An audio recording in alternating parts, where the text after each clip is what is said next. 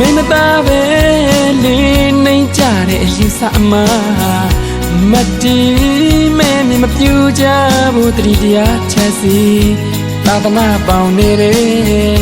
ထာဝစဉ်မွေလျော်စေဖို့ပါရမီဖြည့်လို့ကို